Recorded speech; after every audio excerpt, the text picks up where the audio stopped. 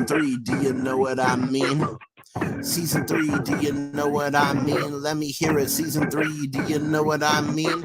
Anime Legend Season 3, Afro X hit it for all you legendary folks. Listen up, it's a brand new season and we about to erupt. You ain't ready for what's coming, it's about to get tough. I'm the Prince of all Saiyans and I'm more than enough. Welcome back, legends, all the haters to cap it. I'm not gonna let you lay a single hand on my captain.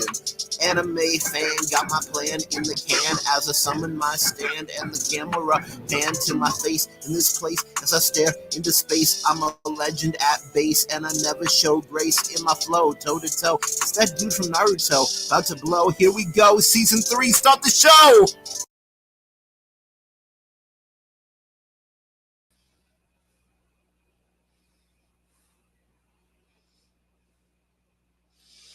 Hello, everybody. So I'm going to get that out of the way really quick. There we go. Hello, everybody, and welcome to the 10th episode of the third season of Anime Legends. My name is Afro X, the anime guide. And I just want to let you all know that this is an open stream. I'm going to put the link in the chat, meaning anyone who wants to come on the stream can. We do have a special guest today, though, and you know him, you love him, all the way from Nerdtastic News, which I'm also collabing on a little bit.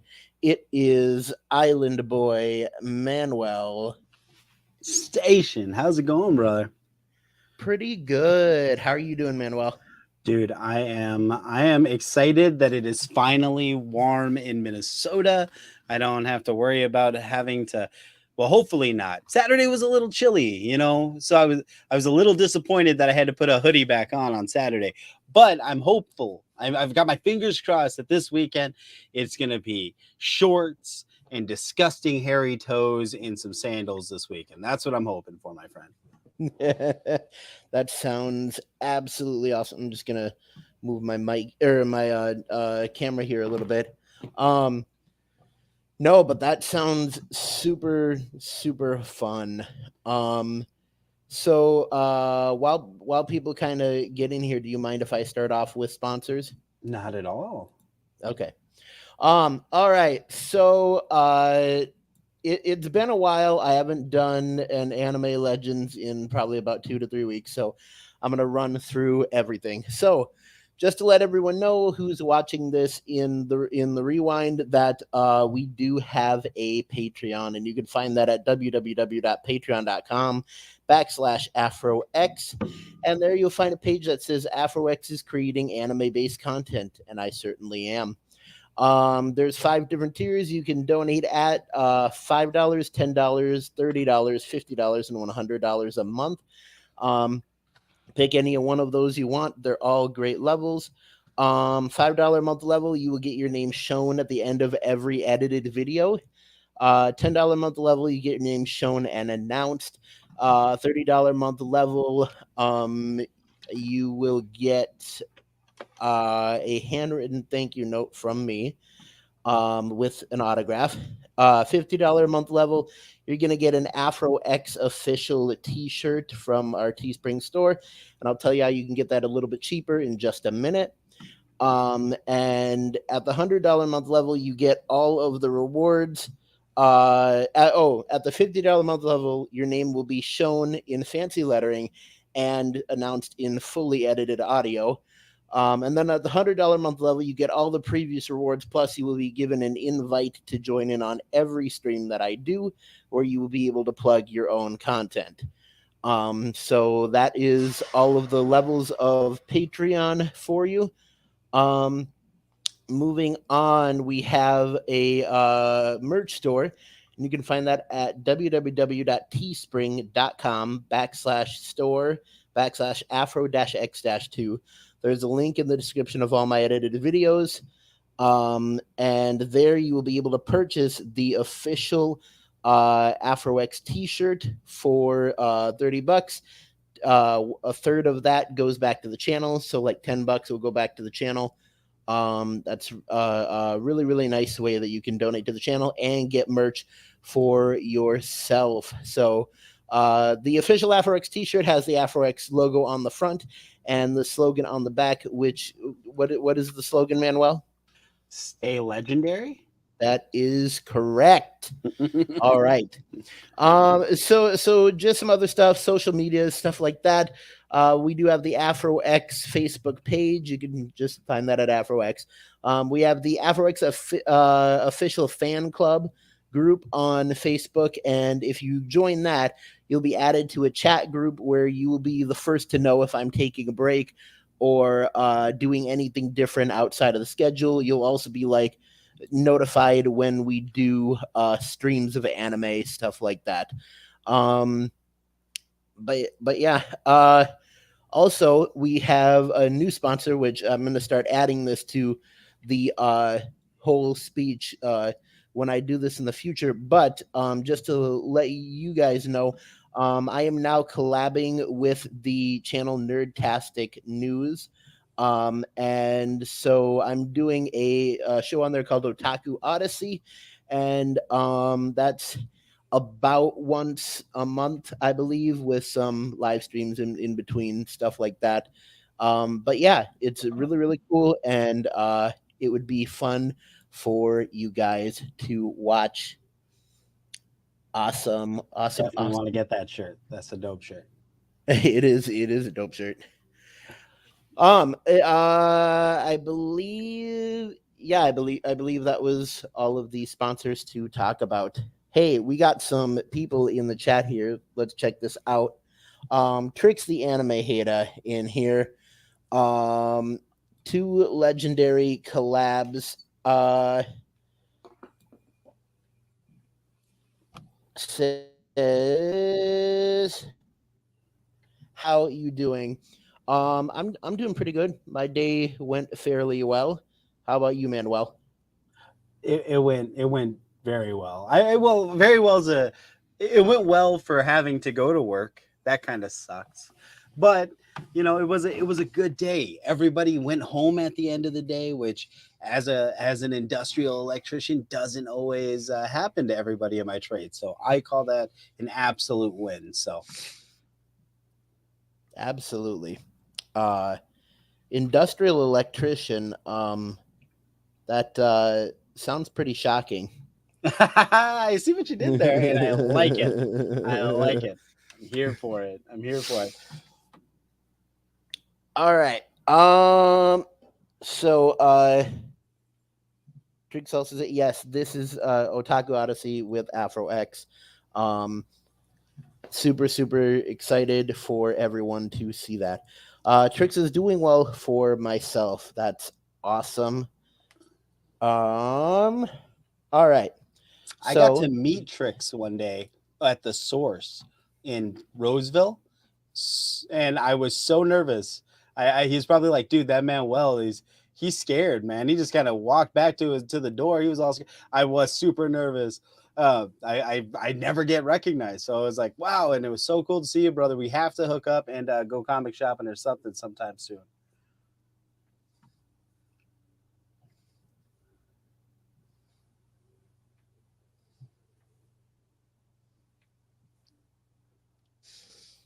absolutely, that sounds awesome. Sorry, I'm typing something in the chat really quick. You didn't make me nervous. My normal nervousness made me nervous, brother. But I will make it up to you. I promise. The next time we see each other, I will be I will be confident, and I will not be walking backwards scared. Not because of you, but because of my own neuroses. um, so I have to preface what I'm about to put by saying I didn't realize my caps lock was on, so I'm not shouting this. But on to our first segment, which is, if my computer load. There we go. Um, what anime slash manga have you watched slash read this week? Or for you, Manuel, what comic books or TV shows have you watched this week? Sure. Well, I've been researching for next month's my segment for Nerdtastic News, which is called Manny's Different Perspectives. I'm doing a ranking of all of my favorite Nicktoon shows from the 90s. So I'm going to be going through shows like Rocket Power, Rugrats, Ren and Stimpy, Doug, and so many more. All Real Monsters, one of my absolute favorites. I'm going to be going through those and counting down my favorites for my video for the next month. So I've been watching a lot of that. But on the anime front, I just started Kappa Mikey, which I'm very excited about. Which is in preparation for like August's show when I start talking about Cartoon Network shows. Kappa Mikey, you said? Kappa Mikey. I have actually never heard of that. Kappa Mikey is a really interesting premise. And what Kappa Mikey is, it was created by Larry Schwartz, and it ran for about 52 episodes. So I think it got 2 or 3 seasons. What it is it's a traditional like goofy American cartoon character named Mikey, and he gets sent over to Japan to be on a show. I think it's called like Millie Lily or something like that, which is a very popular anime. So all the other characters and situations he finds himself are drawn in a very traditional anime style, and it plays with anime tropes. Meanwhile, Mikey, who becomes this huge star in the world of anime, is drawn like real rudimentary goofy Nicktoon kind of style. So it's really cool to watch. It was a really cool series. I think it was a little ahead of its time, but it did run for 2 very beloved episodes, and I have just this is my first time going through it. So, and I said Cartoon Network earlier. I'm sorry, I meant Nicktoons. So, Did you say it ran for 2 episodes? 2 seasons. I'm sorry, 2 52 seasons. episodes. Okay. That's interesting. I'll have to look into that. I don't think I've seen something before where they mixed Western and anime styles. It's super cool, and Beat Crusaders is who did the theme song. So if you're familiar with Japanese rock, Beat Crusaders is kind of a fun Japanese pop rock band that I had a little bit of introduction to when we did our rock and roll live stream. So yeah, I'm super excited to dive into that one. Very nice, very nice. Um, I'm not sure if it's up and running yet, but I believe you said we're simulcasting on Nerdtastic News. No, we're not. I sent you a message about it. I think that's a feature that's only in the Oh, okay. paid version. So Oh, okay. That's yeah. fine. That's fine. But yeah. So Trix here said read One Piece and Gotcha Kuda. So One Piece was really good this week. I wouldn't call it Prime Piece. So the chapter that came out this week was chapter 1083. Um and I wouldn't call it peak piece. But I will say it got people talking just because it had a lot of stuff about like the reverie and and like the whole thing with Sabo invading the Holy Land and stuff like that. Um and it all linked back to stuff that happened back in like chapter 1054 and stuff like that. Um, so both BDA Law and Grand Line Review were talking a lot about that, and I really feel like this week I didn't get as in depth as I could have about the chapter. So One Piece, obviously, my only experience with it is episodes of of the anime. Does it meander in the manga as much as it does on the anime? Like, because there's a lot. It feels like it's a very unfocused anime. It's like they introduce a piece of lore, and then you have to go deep into that lore for a while before Luffy's like. Have they even found One Piece yet? You said there are 1,080 issues in. 1083, yes. 1,083. that Yep. that so I guess I'm just curious, like, have they found One Piece? Has there been any resolution on specific arcs, or is it just kind of still one giant sprawling narrative? There has been resolution on some things, but no, the One Piece, to answer your question really quick, the One Piece has not been found yet. but there has been some stuff like Oda, who draws it, has come out and said like we are in the final saga.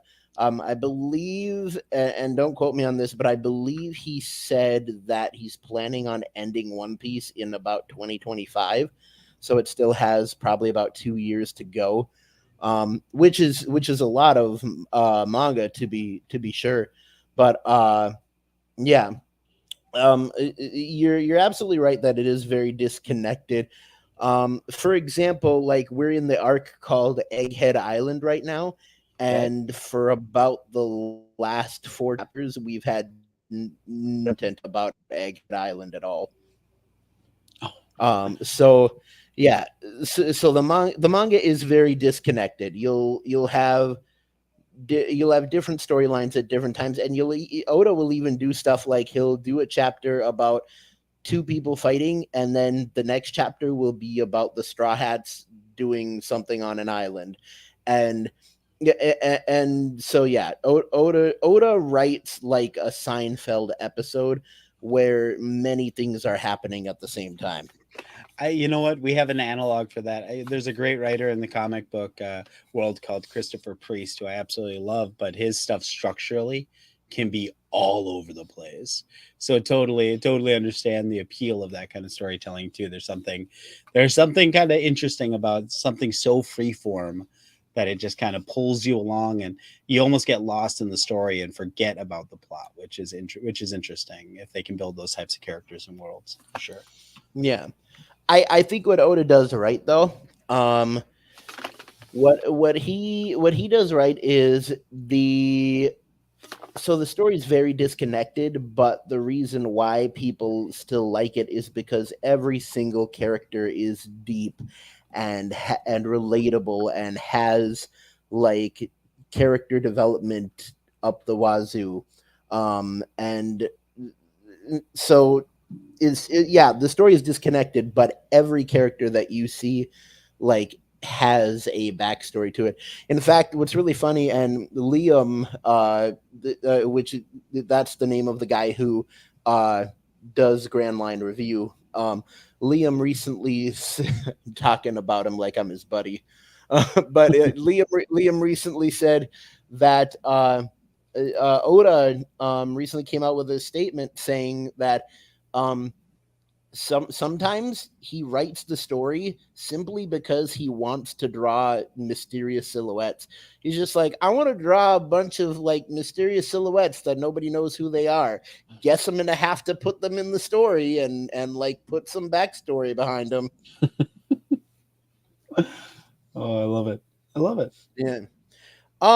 So looks like in the comments we got Cryo Prime in the house. Station, brother. Big station. Crabon says, what's up everyone? Can't stay but throwing out I watched Hell's Paradise and My Home Hero. Read Sakamoto Says and Chainsaw Man. Love it, Everybody is love reading it. Chainsaw Man. I've yet to Yep. read it, but Brandon from Dismay Comics is a big fan. I know.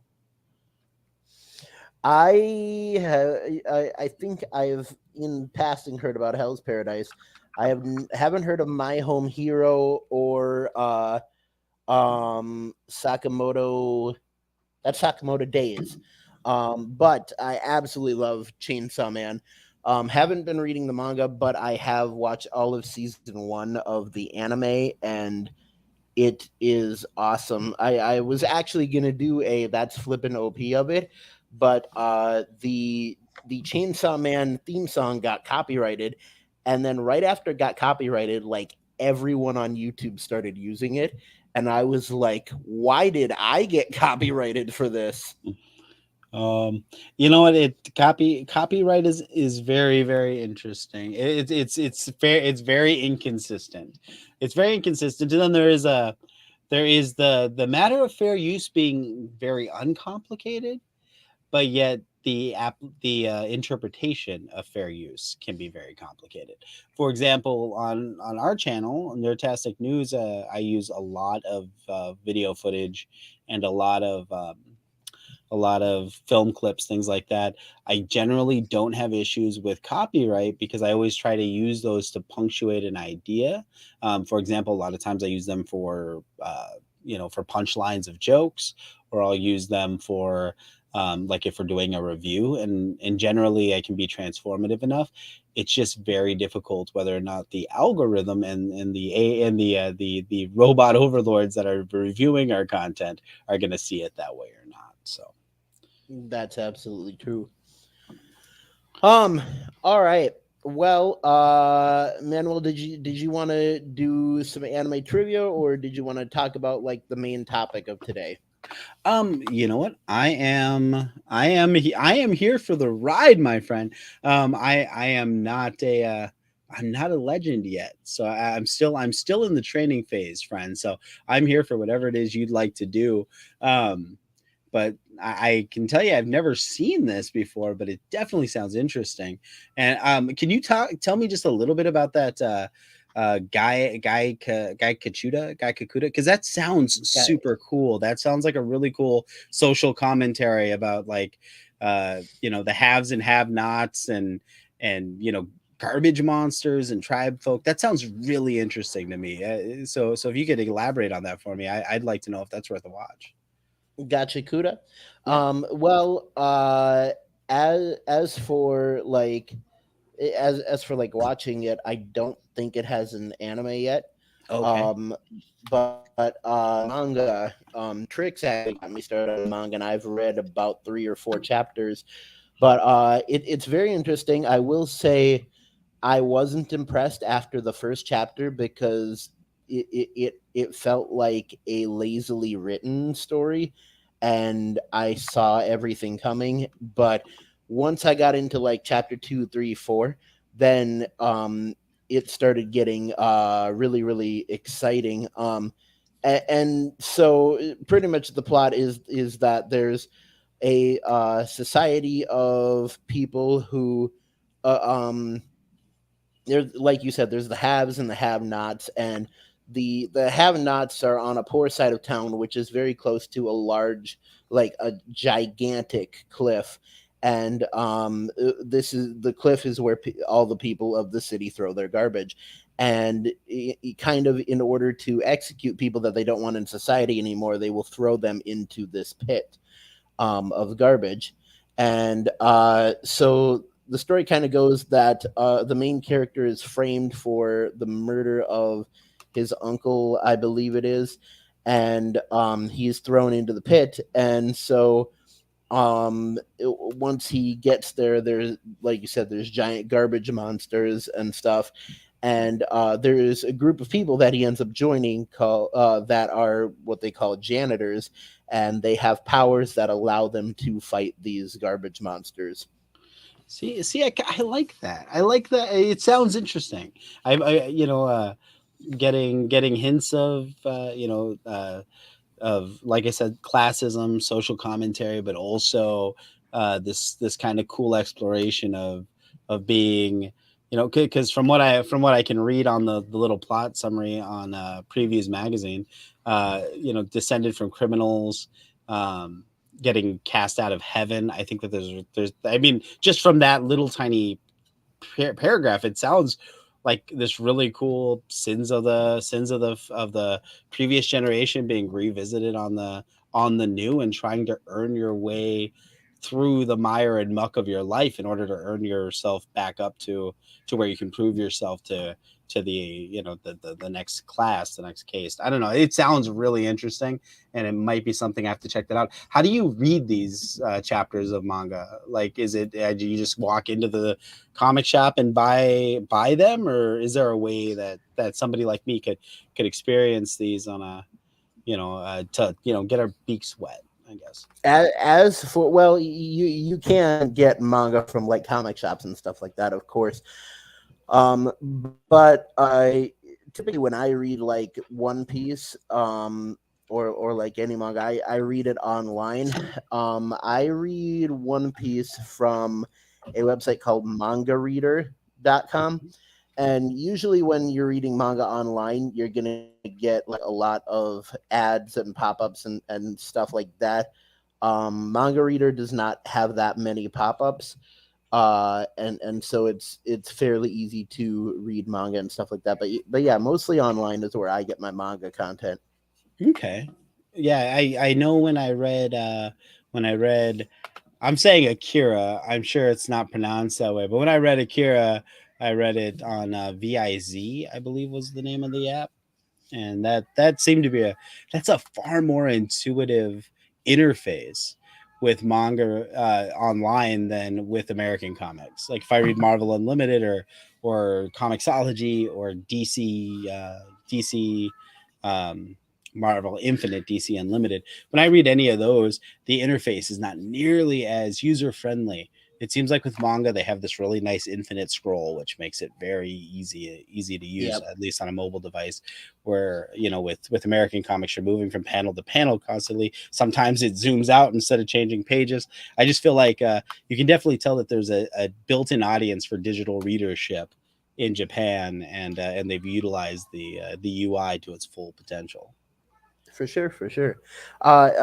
Trix, I actually like what he says here because Trix introduced me to Gachakuda, so he knows more about it. But he said, in a nutshell, it's battle janitors. Yeah. Still super interesting. I'm gonna have to check that out. So I wrote down those websites. So Very cool, very cool. Well, we're about 27 minutes in here. I'm gonna get to the main topic of today, which this oh that's right. I just really quick. Um, this is an open stream, so if anyone wants to come on and talk about anything, I am putting the stream in the chat right now.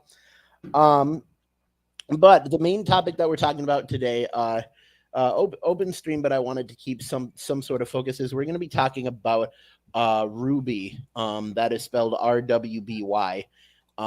And Ruby is is kind of started out as a show by uh, it's by Rooster Teeth, but originally I believe Rooster Teeth was called McKinema. Um, and then eventually it became Rooster Teeth. But Ruby is it's a show that is completely CGI generated, and so it skirts the line between what a diehard anime fan would call anime and not anime, specifically because if we're talking about actual anime, we're talking about drawn stuff. I will say Ruby nowadays is more commonly accepted as an anime, and that's just because we have so many CGI animes nowadays. The new Berserk, um, what is it? Uh, oh, Cyborg 009, Dawn of Justice. But yeah, there's a ton of CGI uh, animes nowadays, and so Ruby is kind of considered now to be an anime. But pretty much what the story is about is the main character is a girl named Ruby Rose. That's Ruby is how her name is spelled. And Ruby Rose goes to this academy that is called Beacon, where there's a bunch of other students, and they're pretty much all training in this fantasy world to fight what is called the Grimm, which are these kind of nightmare monsters that come out at night and um, kind of manifest in the shape of wolves and other animals, but most commonly wolves. Um, and so if I had to describe Ruby in just a couple words, I'd be like, it is badass Red Riding Hood, because Ruby has like a red hood, stuff like that, but all of the weapons in the show are very cool. Ruby Rose herself wields what is called a high caliber sniper scythe, and it is a scythe that can also be fired like a sniper rifle. um, which is extremely cool. So Um, Go functionally, ahead. how does that work? So did she shoot? Is she shooting from the handle of it, or is it coming out of the blade? No, no. So it has a blade, and like the trigger is in the handle, and then at the top of the blade, she can shoot a bullet out of the top of the handle. Okay. So that's Yeah, not as far fetched. It's not like a gun blade in Final Fantasy VIII, where it's like shooting from the blade, and if that bullet is off just a hair, you're gonna have a bad day wielding that weapon. This isn't so bad. yeah. What's cool is they try to make the scythe pretty much accurate, where the blade is kind of like the bolt action of a sniper rifle.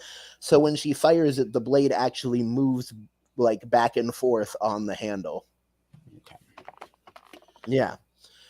Her weapon is super super cool. Um, but There's her, and then the three other main characters are Weiss, Blake, and Yang. And Yang and Ruby are kind of like they're not the actual sisters, but they're like friends that are so close that they're like sisters. Um, so so where the name of the show comes from, Ruby, is they're all on one squad in Beacon, and Ruby is their first initials put together. Ruby, Weiss, Blake, and Yang.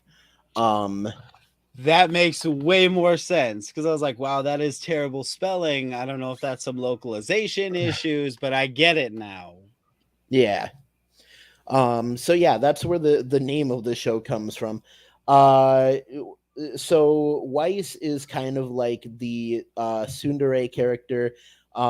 She's like the princess girl who grew up rich and stuff like that, and she fights with a like a French rapier sword.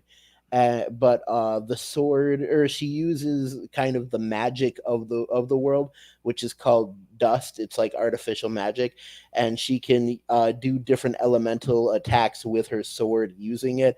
And so her sword has like a clicker on it where she can choose which element she wants to use. Blake, I believe, has um, cat claws, and that can also transform into like Uzis. And Yang has punching gauntlets that I believe can also like make explosions, stuff like that. There's another side character girl who has a hammer that's also a cannon. Um, but yeah, no, it's a really really cool show. I got addicted to it at one point. I watched all the way through the third season, and I there's 5 seasons of it. So I have to finish it, but it was a really really good show. And I do want to continue it. It sounds interesting. It sounds interesting. Yeah. So badass Little Red Riding Hood with the sniper rifle. Yep. Lots of cool weapons. Is there? I guess maybe you said this and I missed it, but who are they? What's the conflict? I guess what are they? Oh, What are I, they I trying to did I prove? did mention it.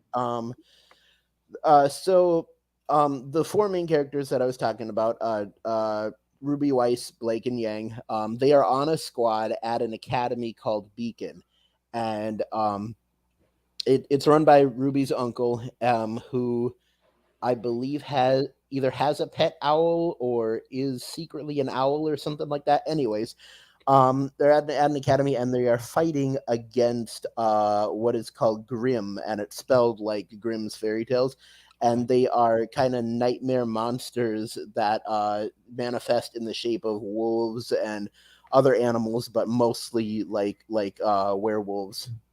Yep. Okay. So all right.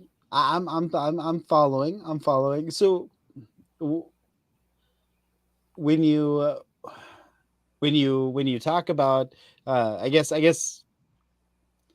what I'm hearing is that we've got some flavoring of kind of like Naruto, kind of like Isn't there another anime that we've discussed on your show before where there was where it was like fairy tales and cryptozoological like creatures that were the villains? Like, are these common tropes? I guess is what I'm getting at for These anime. these are common tropes, especially like um heroes being at a school a to battle a threat in the world.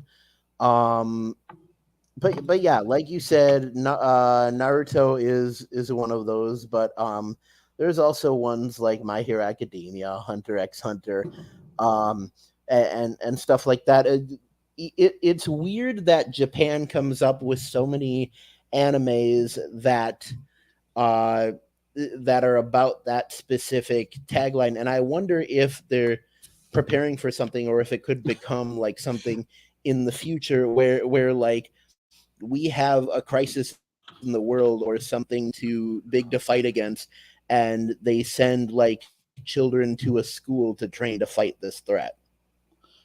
See, uh, I'm terrified of Japanese schools because if they're not having to fight other ninja Yeah. clans or evil werewolves or something like that, they're fighting each other. And they're just like being dropped off Oh on yeah, islands to murder each other. Like it just sounds like a terrifying place. for sure, for sure. Um. Oh, what was I gonna say? Oh yeah. The visuals in Ruby are really cool though. They don't really have blood in the show. Um, but there's actually there's a video on YouTube. If you ever wanted to look it up, I think it's like the theme song of or it's one of the themes in the show, and it's called Red Like Roses, and it's a great song. But in the music video, it's a video of like Ruby by herself fighting a bunch of grim werewolves, and there's not really blood in the show. If she like chops off a werewolf's head or something, it's always rose petals that like get scattered everywhere, which I think is a really cool aesthetic. And her site is called Crescent Rose. Crescent. Oh, that's cool because that's her name. I mean, I like that. I Yeah, do. I like the visual. I like the idea of it turning into roses. Is that like a rating thing, or is that just like a flourish that they're putting in the show? Do you think? I I think it's a flourish. Um, but it might also it might be a thing of they were like, we want to make this look cool, and it also like brings our rating down. That I guess okay. So here's what I was wondering about It's a because bonus. you had mentioned the grim fairy tale villains. Is that also the theme of that of fairy tale? That's the anime I was thinking of that I'd heard of before. Oh, Is the that animated similar or fairy no? tale. No, Okay. fairy tale is very different. Fairy tale is not about like grim fairy tales at all. In fact, um, the anime is the tail in it is spelled Tail. Oh, so it's like animals. Yeah. Um, but yeah, uh, yeah, and actually, don't ask me anything about fairy tale because I haven't seen the anime, so Oh man, I don't know much about it. for I shame.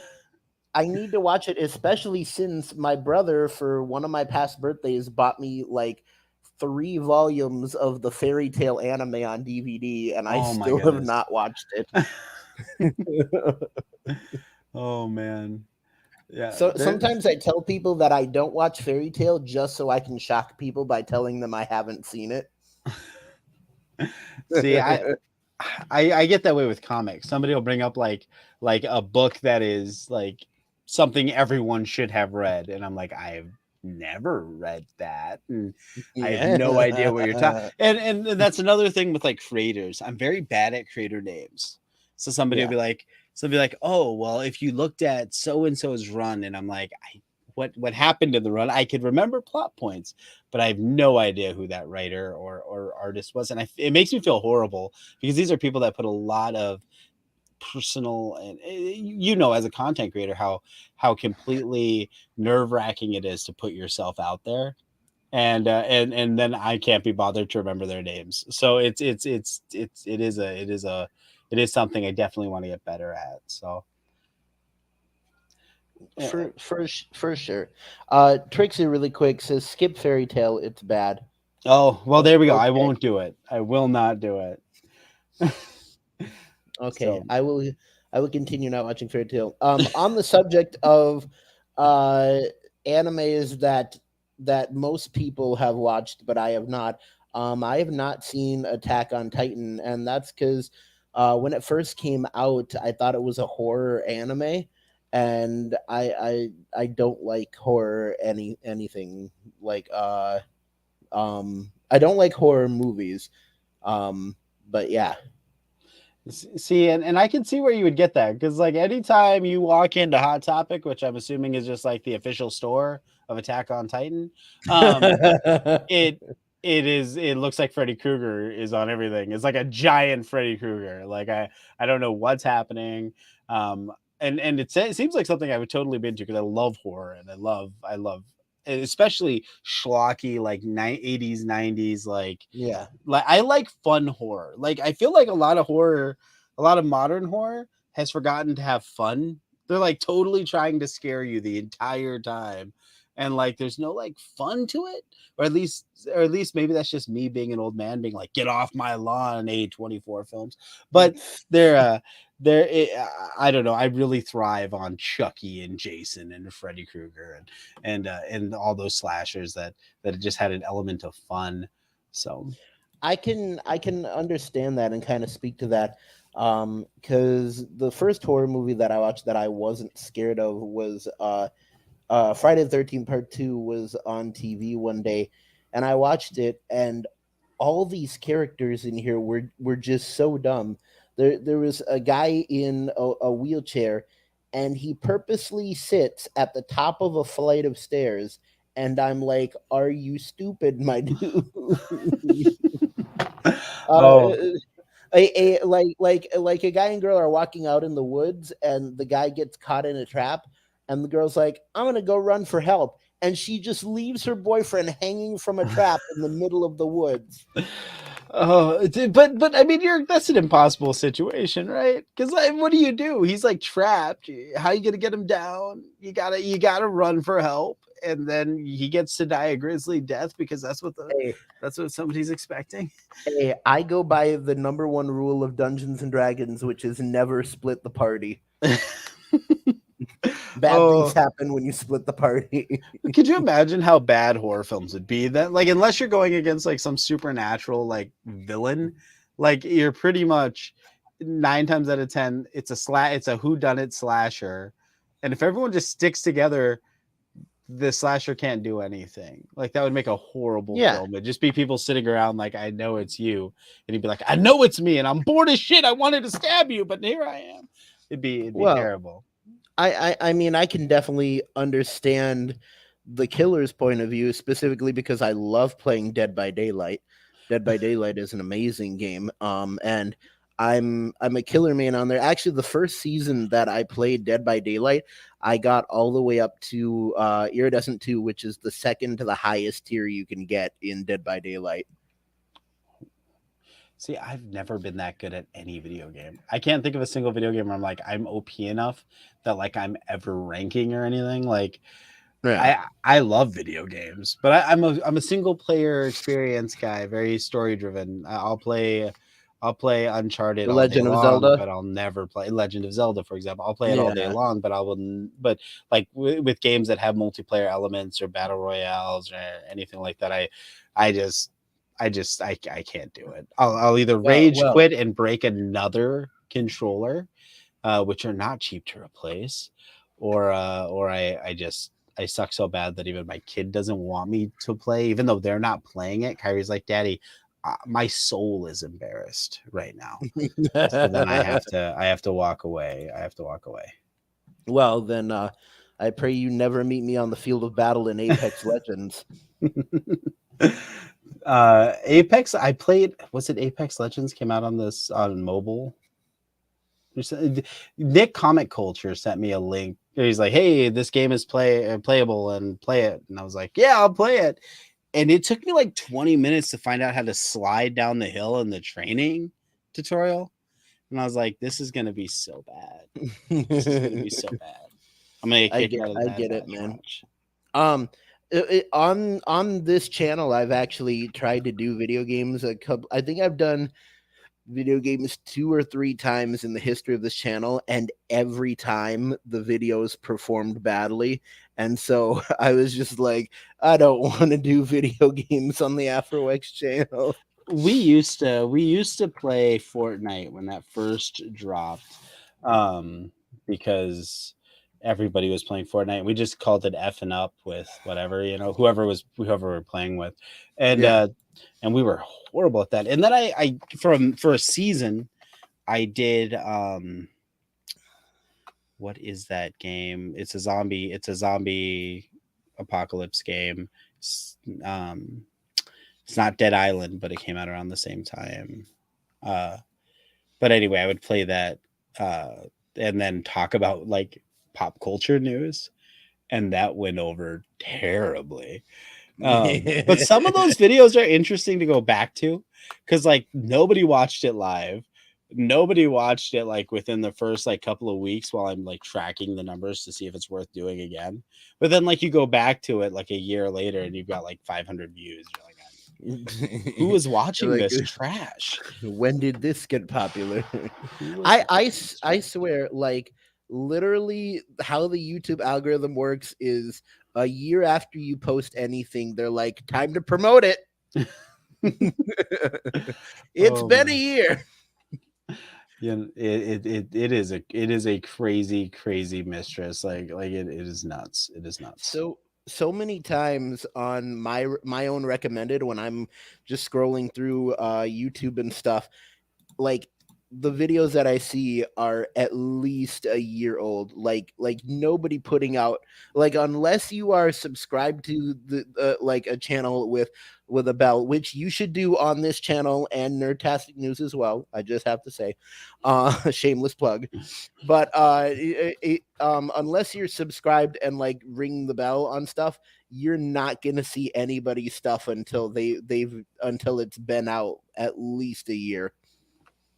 Yeah, I Yeah. see. Well, I think the weird thing about the algorithm is that it's not serving us what we're subscribed to. It's serving us what we've watched, which is very telling because you're like, wow, I like my homepage is for the most part. I mean, it's filled with a lot of comic book YouTubers because I watch a lot of comic book YouTubers, friends of mine and stuff. I watch a lot of their things, but then like the rest of it is like people making steaks or like desserts because I watched some short once about, and then like so like sometimes I look at my home feed and I'm just like, oh my gosh. And as a fat man, this is very, it's very it's eye candy. It's I'm very right there with you, pleasing, brother. but it's like, goodness gracious, how many times I have to watch somebody deep fry a tomahawk steak in Papa John's garlic butter? Like it's not healthy for anybody. No. We got someone new in the chat here. My good friend Victor Glenn. He's a Station. patron. Yes. Station to you, Victor. He's a patron, and so he's helping out the channel. And that's awesome. Right here, he says, "Tell him about Warframe, also Demon Slayer." So, what he's talking about with Warframe? Warframe is a video game that we play pretty much every day, and Warframe is classified as a looter shooter. So it's a game where it's PVE, player versus environment. So you are pretty much shooting a bunch of aliens and collecting the loot that they drop. And then you use that loot to pretty much build everything in the entire game. And how you fight in the game is through these suits of armor, living suits of armor called the warframes, and every warframe has a different ability, stuff like that. Um, but yeah, that's it. You fight aliens in super powered suits of armor. Okay. Yeah. So like Destiny, but with like super suits, kind of. Yeah, Okay. yeah, pretty much. I will say what I love about Warframe and what I loved when I started playing Warframe was that it has everything. It was like somebody took every video game and said, put it in one video game. It has stealth, it has swords, it has guns, it's hack and slash, but you can all but like I said, you can also be stealthy. But there's hacking in it. There's a little bit of PvP, player versus player, but nobody really plays it. Um, but yeah, there is PvP if you wanted PvP. Um, but there is upgrading skill trees. There is collecting items and building things, and that's the biggest thing in the game is that everything that you own in the game, either you bought with real money or you grinded and farmed and you put it together yourself, and it is like your baby. The yeah, that sounds that sounds like something where people would be yelling at me a lot.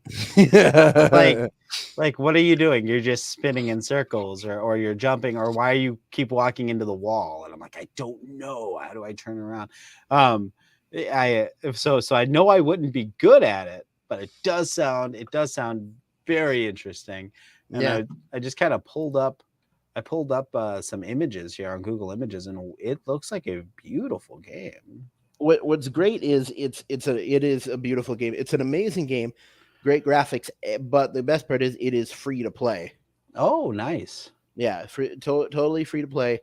Um, me and Victor kind of just ran Victor's wife through the beginnings of the game recently.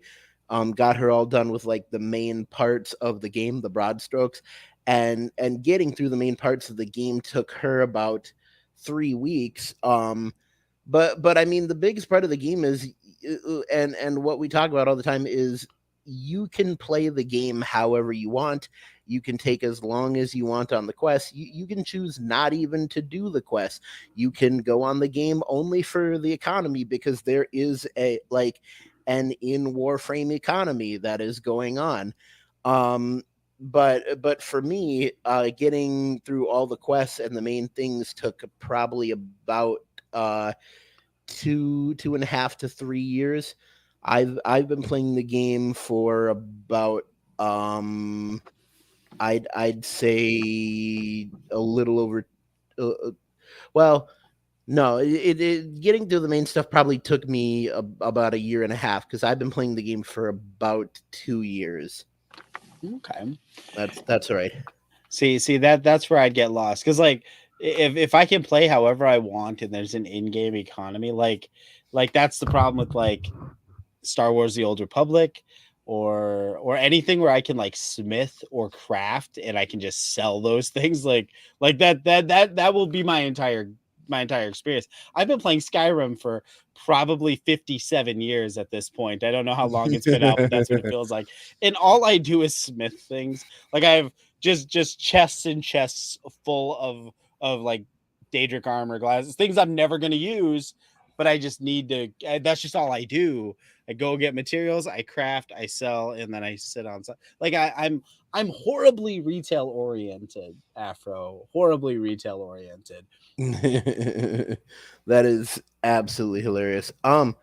So this conversation went on a lot longer than I expected it to. Would you mind if I asked you a few anime trivia questions? You can ask, and I can get as many wrong as you feel like asking. Okay.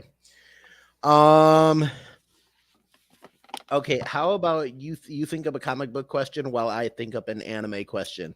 Sure. How give me on a scale of 1 to 5 how your difficulty that you want for comic book questions. How about a three? A 3. And Okay. I will field you a fairly easy anime question. All right. All right. I like it. Okay. Go right ahead anytime. Okay. Um What is the Hayao Miyazaki film about a young girl lost in another world? That's gonna be Howling Castle. Well, isn't that Um, every Miyazaki film? I mean, that's that. I I'm mean, not gonna like, lie, that's a lot of Miyazaki films. Wasn't the one I was thinking about. Okay, I'll be more specific. A young girl lost in another world populated by ghosts. oh man. Okay, I know this one. I know this one. Oh, shoot. I literally, I freaking um, it's it's the name of the horse, man. Spirited Away. Spirited Away is correct. Do you I want was to do you like, want to do you want to double down on a harder question about the same movie? oh no, because I haven't seen that one in forever. I wanted to show that one to Kyrie, and she like lost interest like entirely so quickly. I That's one of the things like I can't wait for her to get to. She's 7 right now, and she's just starting to really grasp story. So I can't wait. Maybe another year, and she'll be able to sit down for some of these more slow burn, like to get started. The film's got to get. Yeah, She's definitely got that damn TikTok YouTube brain where it's like if it don't hook her in 30 seconds, she's out. She's out. nice. I think every Miyazaki film, because they're so important, and I think kids should watch them, should just start with some obnoxious kid like screaming for 2 seconds, just so that kids are like, "Oh my gosh, this is what I watch," or somebody like Yeah, playing with toys for like just start with they should Hayao Miyazaki, if that's how you say, I don't know how to say his name, but if exactly how you say his name. that is okay, so Yeah. he should actually do like an action figure rendition of the first scene just to get the kids going, just to get the kids going. That is that is hilarious.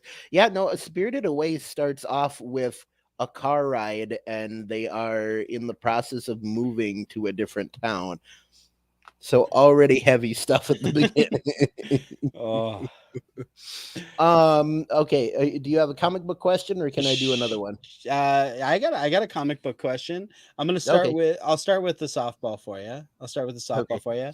Um, which which member of a or okay this member of a well-known superhero team from Marvel started life as an android, and was one of the first Marvel superheroes.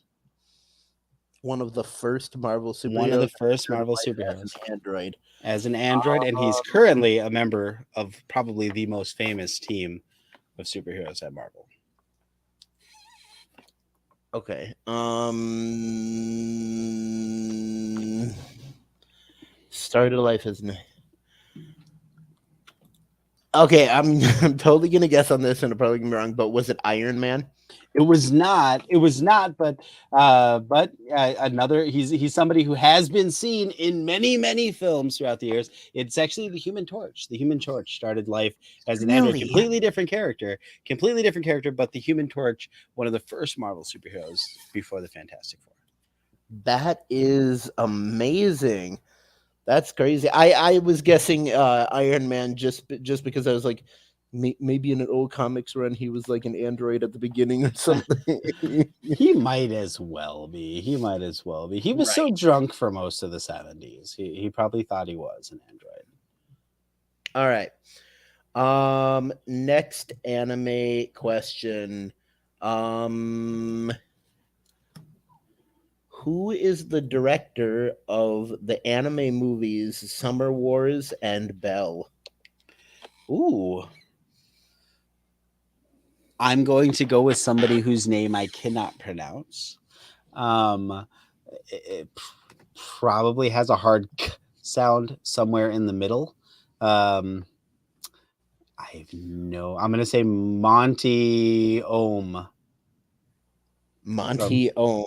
Is, is that that your that's the guy final from Ruby, right? I'm trying to think. Who do I know? What are some names I know? is Monty Ohm your final answer? That's it's the only one you're gonna get. Okay. No, the director of Summer Wars and Belle is Mamoru Hosoda, and he also was the director of the anime film The Girl Who Leapt Through Time. Yeah, no, Mamoru Hosoda is so cool, and his art style is amazing, and all of his works focus on the idea of like an interconnected, like an even more connected internet than we have now. Like in Summer Wars, there's the Land of Oz, which is an online community. Where people can speak in any language and it will translate the languages in real time, so you can straight up like talk to someone who is German and they can talk back to you and you will be able to understand each other at the same time. That is really cool. I like interesting world building like that. That I like. But So is it? I'm looking at his wiki real quick here while we're talking. Is it is all of his stuff like college age like kids? Is that kind of his niche? yeah, um i I will say yeah, the level of like cognitive understanding is kind of for older people, older adults and stuff. um I will say what was cool about like the Land of Oz in Summer Wars was like it was even connected to the point where people would like have their avatars on there and they would do jobs inside this internet app, which is just an amazing thing to think about. uh but yeah, yeah, a lot of the themes are for older people, stuff like that.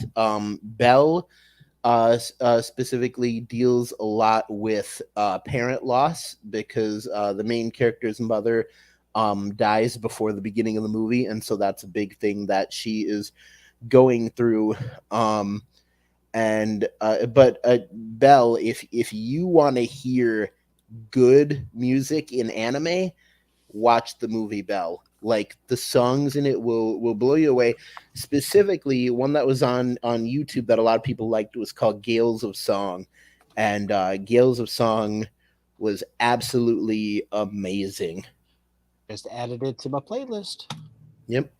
But yeah, the movie Belle is it's a it uses a lot of the elements of the Beauty and the Beast story. Is that in Summer Wars too, or is there some monster in that? Because like the other one that I was reading about, Wolf Boy or something, is a werewolf show, and this is a Beauty of the Beast show. Does he tend to do a monster theme or no? Um, they well, I will say there is like a villain in Summer Wars, but the villain in Summer Wars is like a corrupt virus that was being tested that kind of got out of hand, and the virus was called, of all things, Love Machine. Nice, I like it. Yeah. I Um, like it. I like so, it. but yeah, the villain was an AI that was capable of learning really quickly. But yeah, no, both Summer Wars and Belle, very good movies. You got another comic question for me? Sure, I'll let's do this. You want to do Marvel or DC? Or I mean, we can go indie, but that could go in a whole million different directions. let's do Marvel just because I know Marvel better. Okay, give me 1 to 5. How difficult do you want it? Let's go 4 since I went 3 before. 4. All right, let's go. What street in New York is Peter Parker's apartment? Oh, what street? Mm-hmm. That's that's hard. I'll fully admit I don't know what street at all. All I know is that Peter Parker lives in Queens. Christie Street. Christie Street. Christie Street. Where Peter Parker lives. Nice. But hey, at least I knew he was from Queens. That you know what? I'll take it. I'll take it. I'll take it. Oh, where's the other Okay. spot? Where's the other Spider-Man from? That's your bonus question. Where is the other Spider-Man There's from? 2 Spider-Men in the main The Marvel universe. Where is the second one from? Okay, are we talking about Miles Morales Spider-Man? We are. That's the only other Spider-Man. Okay. Everyone else has a different name. The Miles Morales Spider-Man is from Harlem, I believe. Brooklyn. Brooklyn. Brooklyn. Okay. Really? Because right, in the game Spider-Man Miles Morales, he's from Harlem. In Spider-Man Into the Spider-Verse, he's from Brooklyn. Yeah, and that's kind of what they. That's kind of. It's kind of. I love Miles Morales. I will say I'm not a huge. I don't know. My issue with Miles is that they really got to give him his own identity, right? If you keep calling him the Spider-Man of Brooklyn, no matter how you call him, whether you call him Miles Morales Spider-Man or the Spider-Man of Brooklyn, he's still always the Spider-Man of. He's never his own character. His entire character is now tied to Peter all the time. Like Yeah. he really needs. He deserves to have his own identity. He's such a great character. He Or being definitely called the deserves. new Spider-Man. Yeah, it's just like either Peter's got to step away forever, which will never happen, or Yeah. he needs a name that is not Spider-Man. Because even like Ben Reilly as the Scarlet Spider has his own name, his own identity. Miles Morales Spider-Man is always the other Spider-Man, which I think the character deserves way better than that. Oh, for sure. I was actually watching a video today about Spider-Man, and the video was just about how no matter what good things happen to Peter Parker, like the editors seem to hate him because the plot turns around and like by the end of it, like everything bad has happened to him. Yeah. Oh, especially Peter Parker. Peter Parker. He's got short end of the bad Parker luck. That Parker luck. Yeah. Especially right now, he's just had a run of bad writers too, which has been. I mean, not bad writers. Zeb Wells is a competent writer. John Romita Jr. is a very legendary artist. I wouldn't say he's one of my favorites, but he's legendary. It just, gosh, he's just a string of bad luck after Nick Spencer, and then kind of meandering around through the Beyond stuff, which I actually liked pretty well. And then now we're in the Zeb Wells run, which has just been. Do you want do you want a really hard anime question or a slightly easier one from the Dragon Ball series? Let's go Dragon Ball. Let's see how well I remember that. Okay. Which 2 characters in the Dragon Ball series blew up the moon? Which 2 characters blew up the moon? Yep. Why in Dragon Ball or Dragon Ball? Why do I not remember the moon blowing up? Which saga was that? Well, actually, one was in Dragon Ball and one was in Dragon Ball Z.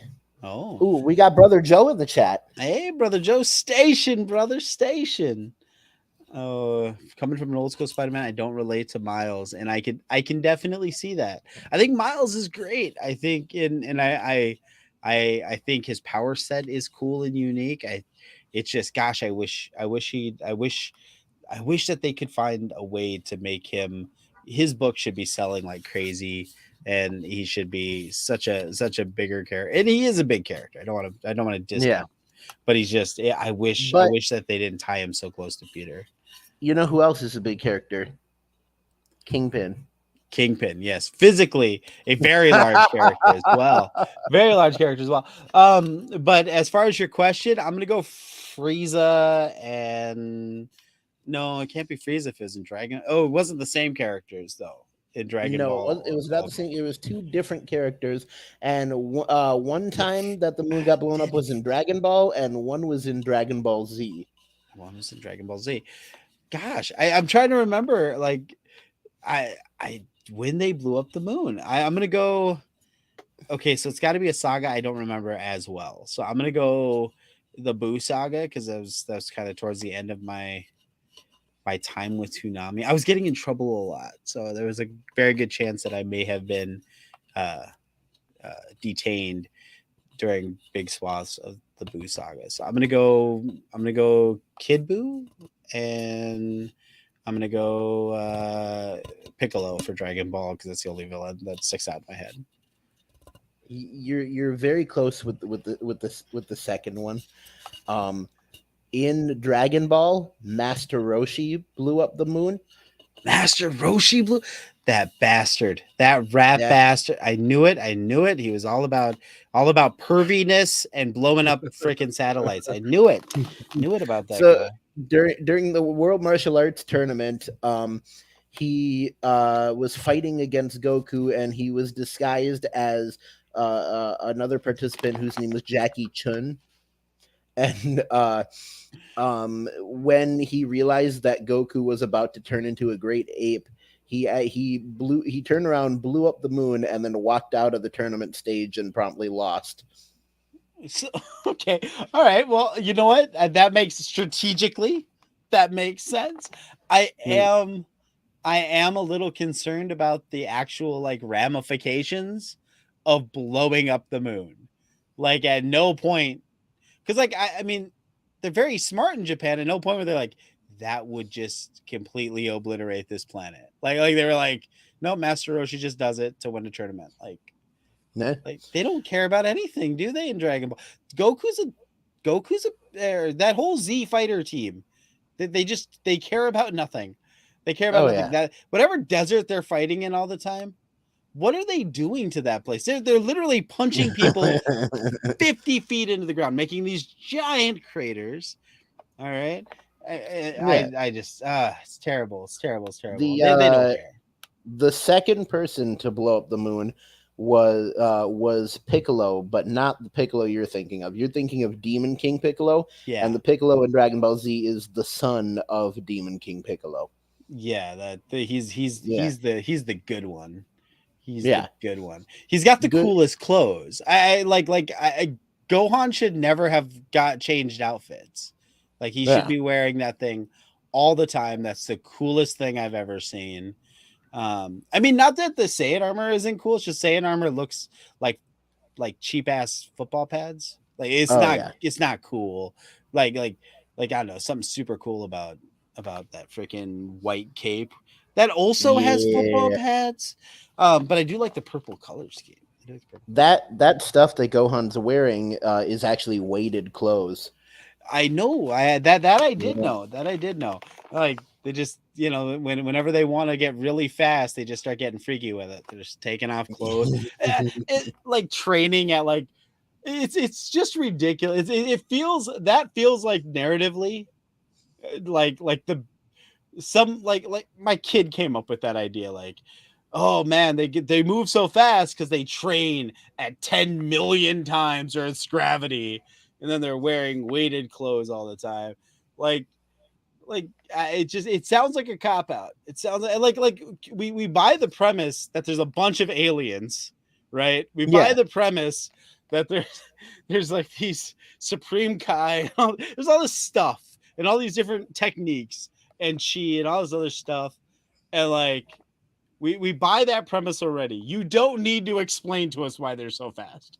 Right. That's just a made up plot contrivance. Damn it, and and I will not stand for it. I will not For stand sure. for it. Damn it. But yeah, the reason that the good Piccolo that he blew up the moon was for the same reason. He was training Gohan, and Gohan was about to turn into a great ape, and so he had to blow up the moon as well. Is it why don't they just cut off like why do they even let them have tails? Like why don't they just cut them off like Well, instantly? when they're fighting Vegeta, and Vegeta makes a fake moon actually and turns into a great ape, and Yajirobe does that. He just cuts off Vegeta's tail. Yeah, that I remember. That I remember. Yeah. But like I don't know. I like why would Gohan even have a tail at that point? Like it's not like Goku doesn't know that this happens. Right. He just cares so little. This He's just legendary an hero airhead. cares so little. He's like, yeah, no, my baby's gonna turn into a giant ape and destroy my home. And Chi-Chi's all pissed off Also, about it. it brings up the subject that I've been wondering recently, which is how with the moon out every night, how in the hell has Goku not turned into a great ape multiple I times? don't know. Maybe for a while he turned into that weird fucking werewolf that he turns in. Sorry, I don't mean to swear. Turned into that weird werewolf from Dragon Ball Evolution. Like that's what he turned into instead Yeah. of a great ape. He's just running around like that, and We everyone's don't like, talk ah, about Dragon. they're like, We don't talk bad about Dragon Ball CGI, Evolution. bad CGI, stay away, stay Yes, away. horrible CGI. Horrible CGI, terrible acting, nonsensical plot. But damn it, if James Marsters did not kill it as Piccolo, I thought he, in a better film, he could have Oh done yeah. some great things. I mean, yeah, Dragon Ball Evolution is on my list of not only the worst anime adaptation, but the worst film ever made. Why? Everybody in that film has made good movies. Like Justin Chatwin Chow is Yun not Fat. a Chow bad Yun Fat was good. he was good at playing the character that he was forced to play. He's a terrible master Roshi. There's like no reason he should have been cast as that character. Like he looks nothing like him or anything like that. Yeah. They could have flip-flopped Grandpa Gohan and Master, like flip-flop those two characters, and it maybe would have fit better. But like everyone in that film is a good actor. There's no reason it should be so bad. Yeah. Which really, if everyone's a good actor, I mean, Lucy Liu was in that. I mean, goddamn. But if everyone's a good actor, it really means it falls to the writers, the writers and the director. I think they should have just been really drunk the whole time. Because I mean, like the Mario Brothers, or the 1990s Mario Brothers film, for all of its faults, John Leguizamo and Bob Hoskins are great in that film because they're just drunk all the time. They're like, this is horrible, and they're drinking and just having fun with the role. Like that's what should have happened. Do you want to hear a funny story? I would like to hear a funny story. There's an anime out there that everyone in the anime community kind of likes to laugh at, and it stars Greg Ayers, which honestly, if you've ever heard like a young boy in a shonen anime, you're probably listening to Greg Ayers. He plays like Gonten, Dead Man Wonderland. He plays who else does he play? He plays Makoto Naegi in Danganronpa. If there's a young boy in an anime, it's probably Greg Ayers. But anyways, my point is, I actually got to meet him once, and he talked about ghost stories, and he straight up said, "Ghost stories." The director came in and said, "I don't even care what you do. Just try to do the lines, but do whatever you want." And how it turned out was Ghost Stories is an anime where every single actor in it just made jokes about the anime the whole time they were acting. And so you're watching an anime that sounds like a Mystery Science Theater 3000 episode. Nice. where like you'll be watching it, and there'll be like an important plot point, and then one of the characters will be like, it will be like, yeah, but he wasn't actually supposed to say that. He was supposed to say this instead. Or they'll just make like a really dumb joke or something like that, but it's hilarious. It is the joke anime of all joke animes. I've heard a lot of good animes tonight, so now that was called Ghost Stories, you said, and I gotta watch Ghost that. Stories, yeah. There's some with really interesting names. You were talking about dragging Rumpa around. Danganronpa. Oh, dude, I thought it was me, because some mornings I wake up and I'm not up and at 'em. I'm always dragging ass. I was like, that's just a nice way to Dragonrampa. And then you said Dead Man Wonderland. Gotcha by the Cuda. That was another one that I heard that I thought was interesting. So yeah, lots and lots of stuff to check out.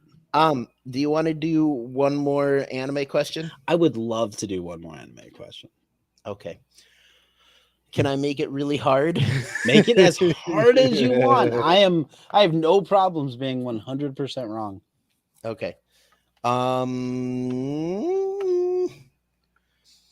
What is the name that reanimated Minato in Naruto gives to his attack that he does against Obito during the Fourth Great Ninja War.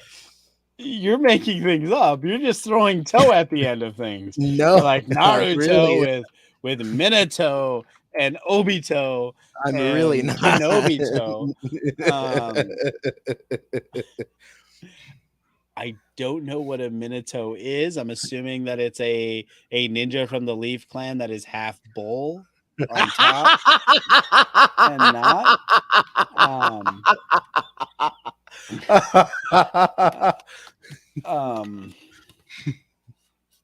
Let's see. We're looking for the name of an attack here. I'm gonna go. Does it like? Is it something in English or is it something like Sabadabaritsu? It's definitely a Japanese name. Oh man, I'm sitting here like let the franchise Daitsu is probably. I've been watching paint dry, so I'm Boruto'd. There's lots of things like that. I will warn you that even the character that came up with the name of this attack said that it was a bad name. All right, then I'm gonna go. Boboitsu. That's what I'm gonna go at. Absolutely not. The name of the attack that Minato uses on Obito in the Fourth Great Ninja War is Flying Raijin Jiku Shippu Senko Renodon Zero Shiki. Yes, that is something to say. I want to take a ride on my freaky deaky is what I heard. I don't think that's what you said. Brother Joe's got an interesting one. Tic-Tac-Toe, who is a villain in Baruto, who hangs out with Minato and Obito before he fights Darth Malito.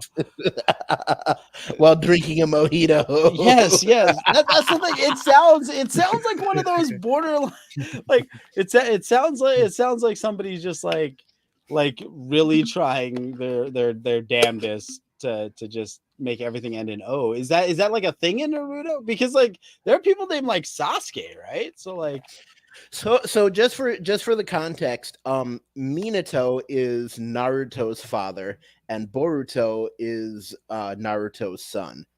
So it's going on. So all the toes are that sounds so, all the people with toe at the end are related, and how you actually like pronounce it.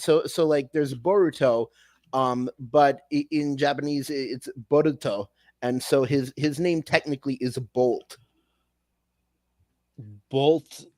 Like Bolt Yeah. toe, or are they all end in hard T sounds? What is Naruto? It's Bolt, but in the Japanese dialect it's pronounced Boruto. Okay. So what about Naruto? Is that like Naruto has a different name? Nut? No. So it doesn't go with the Bolt. Naruto is named after Japanese rice cakes. And hold on, that needs further explanation. What is with the food names? Why are there kakarats and radishes and rice cakes? All right, what is going on here? Dragon Ball. Don't even get me started on the names in Dragon Ball. All of the names of the Saiyans in Dragon Ball are based on vegetables. Everyone in Bulma's family has a name that's based on underwear. Everyone in Frieza's clan has a name that's based on like refrigerators or cold things. So yeah. Like even down to like broccoli or broly it comes from the word broccoli. Kakarot obviously comes from carrot, but yeah, stuff like that. But like Bulma in Japanese means underwear. Bulma has a daughter whose name is Bra. What is Minato? What's Minato mean? Minato? Minato actually means the seashore. Oh, see, I was thinking pinky toe. I was way off because I was like mini toe. That makes sense. Okay, so Seashore named his kid Rice Cake, and Rice Cake was like, "Screw that! My kid's a ninja. I'm naming him Bolt because I like Bolt. cartoon dogs. Yeah. Like I'm Well, well. Don't. I mean, Bolt isn't even that bad. Like Sasuke's daughter is named Sarada, which, if you said it in an English dialect, would be salad. why? Yeah, I don't know. Why? Like, could you even imagine if we were naming characters like that? Like Captain America's real name is Salad Raw or Broccoli Rob. You know, like that's weird. Broccoli That's Rob. strange, and I don't understand it culturally, but I'll accept it. I'll I accept it. mean, It's very weird. It's very Stan weird. Lee did a similar thing with having everybody in Marvel's names be like the same first letters, like Peter Parker, Oh yeah, but alliteration is Sing like Fang part of Foom. alliteration is like part of like comic books, right? Lois Lane, Clark Kent. Like I mean, they're just the it's marketing to children, makes it easy to understand. But are children in Yeah, Japan just like obsessed with food? There's like, oh, how am I gonna remember this awesome ninja that turns into like a fox demon? And they're like, oh, we'll name him Rice Cake. Like that just that seems so strange to me. I'm here for it. I'm down. It's just it's interesting. It's yeah. very Bruce interesting. Banner, Peter Parker, Minato, Naruto, Boruto. What's And weird is Obito is not related to them. really, Yeah. Obito is not. Please tell me he's named after a Jedi. Um I actually don't know what Obito is named after. The Uh, main villain of this series, though, Madara, his name means spots. Like he has a dog's name. Obito. Yeah. Isn't this another guy? Isn't this Gara? The sand guy is Gara. No, but doesn't he kind of look like Gara? Or am I wrong Uh, here? no, he Okay, does not look who like does he Gara. look like? Doesn't he look like somebody else on Naruto? I will get to the bottom of this, my friend. Or Yeah, maybe Google just gave me a picture of Gara. They're like, yeah, here's somebody generic. right. As for crazy attack names, um, like that isn't the craziest one. In One Piece, Zoro does an attack that is called Santoryu Ichidai Sanzen Dai Sensekai, which in English means 3 billion world fold trichliacosm. So it's Trick even confusing in English. Trichliacosm. Trichliacosm. It That's that sounds like you and your homie are at a con and you're like, oh dude, I'm gonna wear this cosplay and they're gonna think I'm Gara, but I'm Obito, and I'm gonna trick Leah. And you're like, oh, I gotta remember the plan. I gotta trick Leah with the cosplay. No, don't say that. That's too obvious. Trick Leah Cosm. There we go. Trichliacosm. Oh my goodness. This is crazy. This is crazy. Obito means gentleman in Gentleman. Japanese. Nice. That reminds me of one of the villains in My Hero Academia who called himself Gentle Criminal. That's just a ripoff of Michael Jackson. You're like, I'm a smooth criminal. Oh, dude, we don't want to get sued. No, I'm a gentle criminal. Gentle Criminal. Yeah. So, brother Joe has a question. He wants to know: is their Oh, clan sorry. named Toe? Is that like Is part of the their is a clan in clan? tow? No. So Minato, his clan is the Namikaze clan, and then Naruto took his mother's clan's name, which is Uzumaki, and actually Naruto's full name, Naruto Uzumaki, comes from the rice cakes in ramen that have spirals on them, because Uzumaki means spiral. And then Boruto is also from the Uzumaki clan. All right, hold on here. Let's go.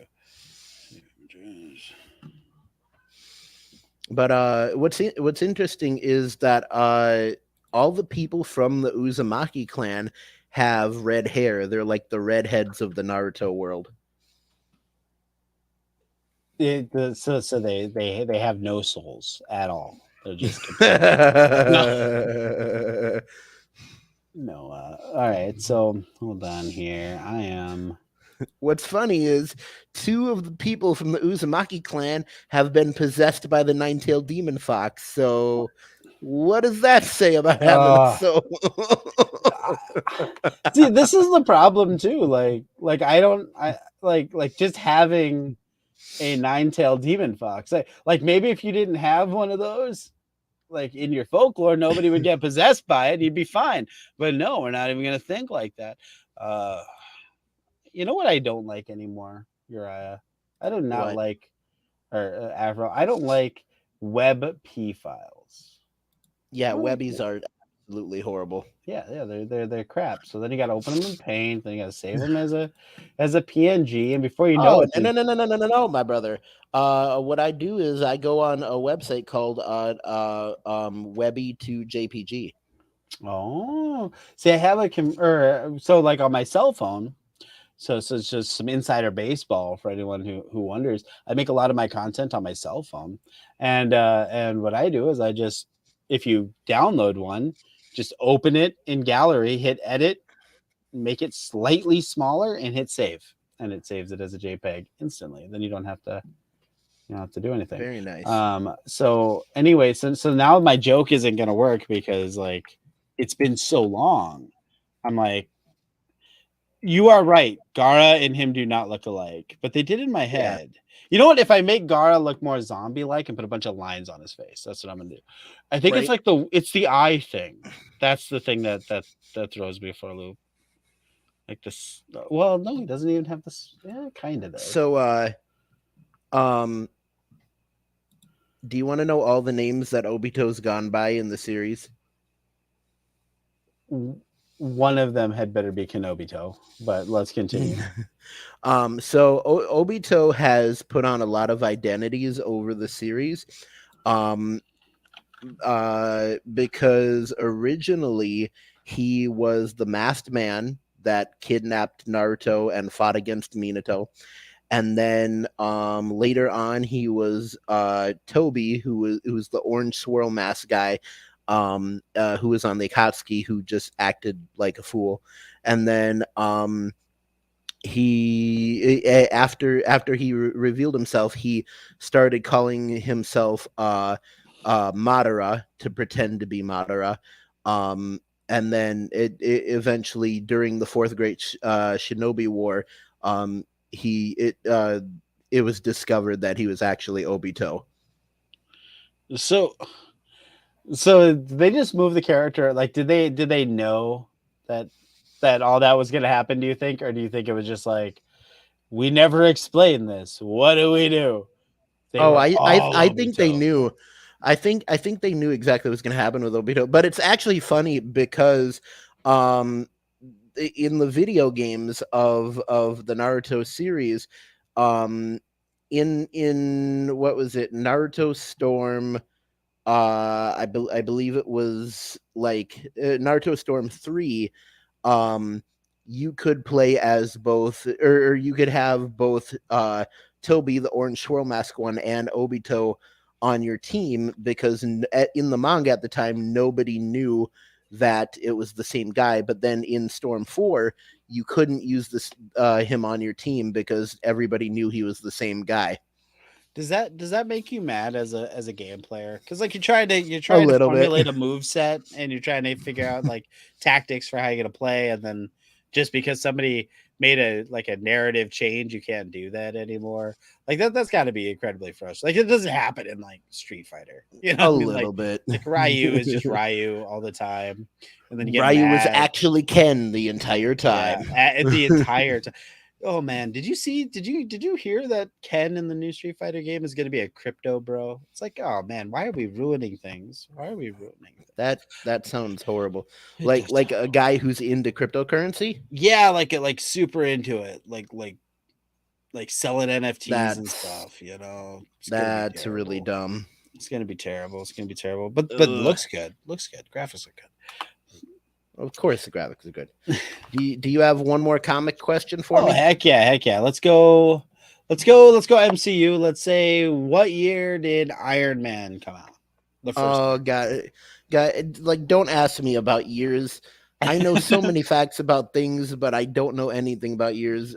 Can you give me a different one? I'm sorry. Absolutely, not a problem at all. Let's go with, you want Marvel or DC?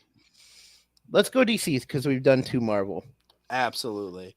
Let's see. Which Oh, please ask me how many Jokers there are. there's an infinite amount of Jokers. There's far there were three in one story, but if you read Chip Zdarsky's last Batman, they're like there's an infinite multiverse number of Jokers. Um, Here I'll ask you a DC one that also ties into the Arrowverse, so that will help. Who is Ray Palmer's superhero alter ego? Oh, that's easy. The Atom. Dang. All right, fine. Who's the next Adam? Who's the next Atom? Dang it. He was in Injustice 2. I don't know who is the second Atom. All right. It's Ryan Choi. Ryan Choi. That's right. Trying to see if I had another. I knew it was an Asian guy. Dang it. There is no other guy that looks like Obito. I need to stop looking. This joke is not gonna work. I keep looking at you want to here, brother Joe, I'll show you a picture. I'll show you a picture of Obi's toe here. And it's very intriguing. I don't remember where I saved it, but I like panicked and just closed out.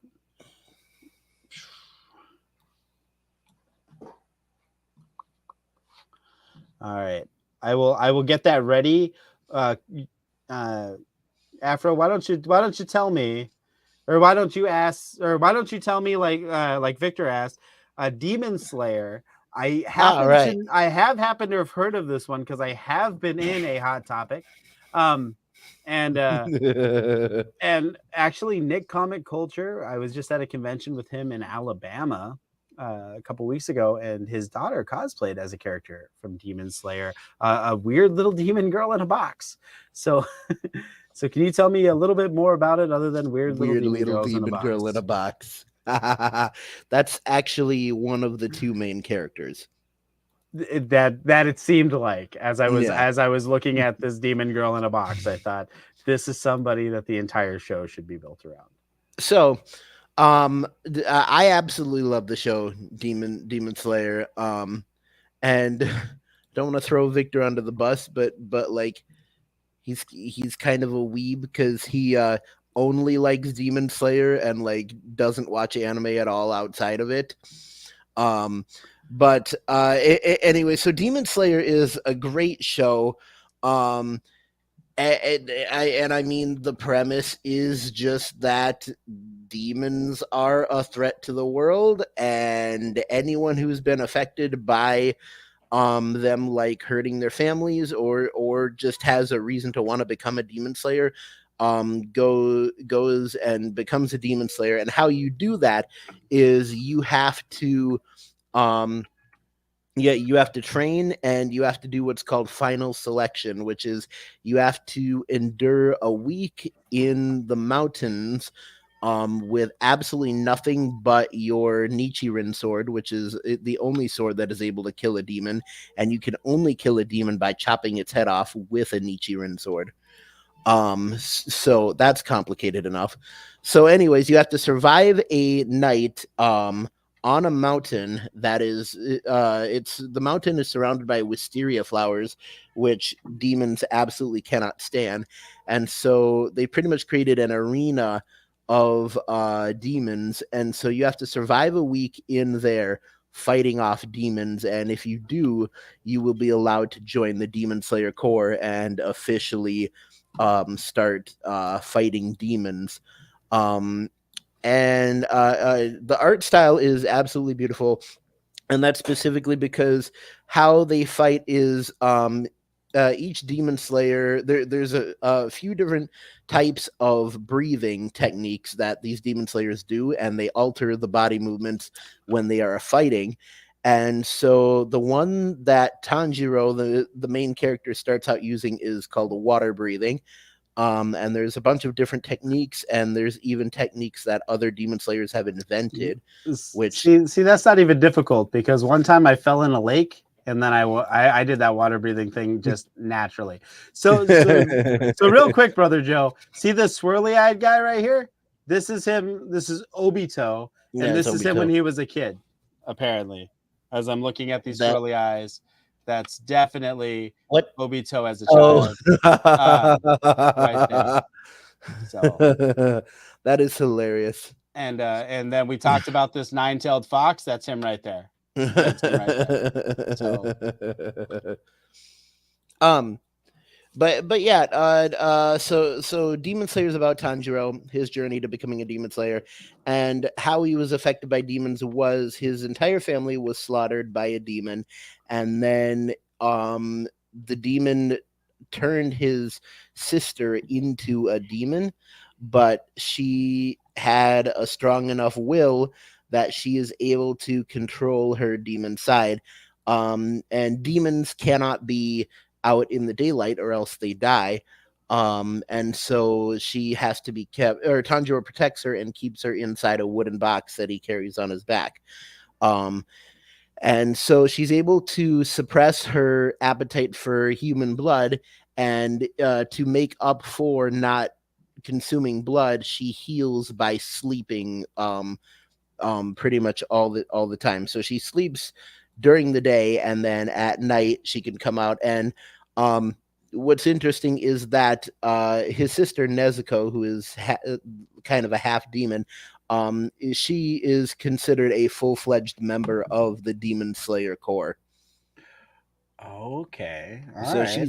she's a demon that slays other demons. Well, that's just, you hate to see that. People should embrace their culture.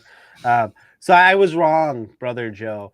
This is actually not Obito. This is apparently someone named Ash Ketchum, and Wait. You've never heard of Ash Ketchum? is his name? Is he named after ketchup? Like, is this another food thing? No, that is the main character of Pokemon. Well, yeah. Well, apparently he gets real pissed off and he starts looking like this. What is this? What is this? Or is that Obito again? I actually don't recognize that character. It is from Dragging My Rumpa. Oh, Danganronpa. Yes. Um, Dang that Rumpa. It just that drags it behind me the entire time. that must be a character from like season 2 or 3, because I've only seen the first season that's based on the JRPG called Trigger Happy Havoc. Gotcha. Yeah.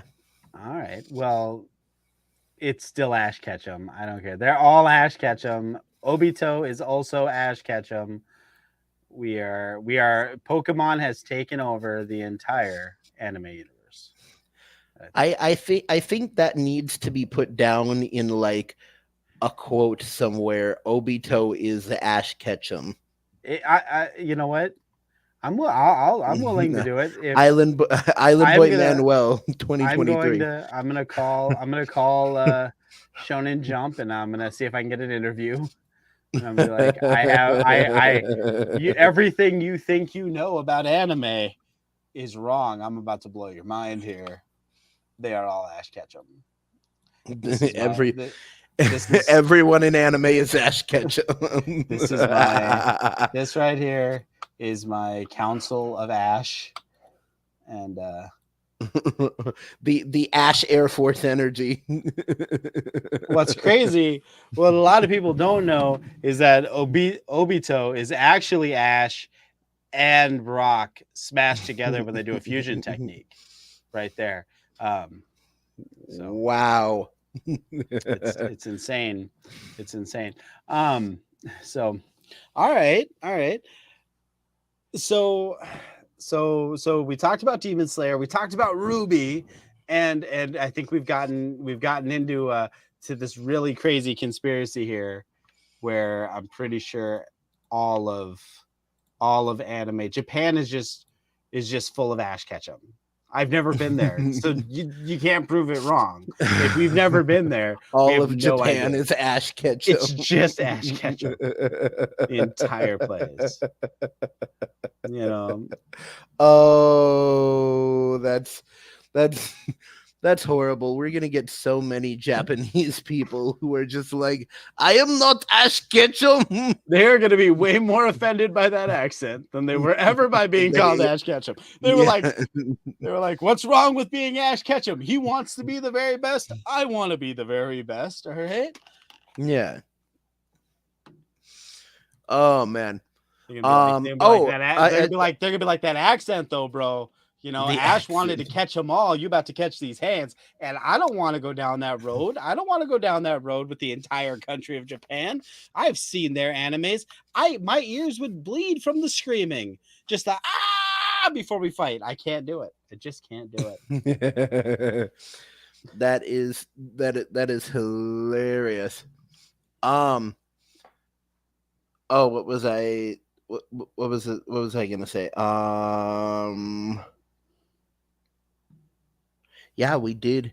I was gonna stop this at like 2 hours, so in about 15 more minutes. Do you want to do more anime questions?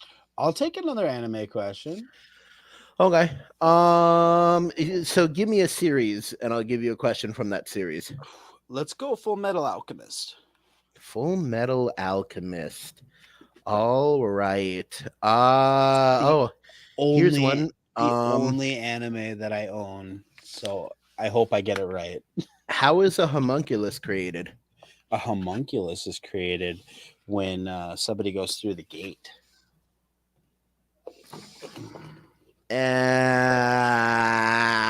It's true. It's true. I was more looking for when an alchemist tries to perform or fails to perform human transmutation. All right, yeah. But that brings the gate forth. You know what I mean? It does bring the gate forth. Which takes you to pre-World War II Germany for some reason.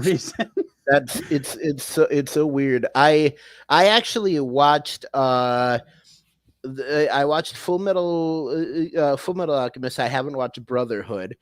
But I watched Full Metal Alchemist, and the ending of it, I hated the ending of it because the ending of it was just he gets to pre-World War II Germany, and then the anime ends, and I'm like, what? And they're like, oh, you have to watch a movie to get. Oh, the that rest movie of is the story. so good, though.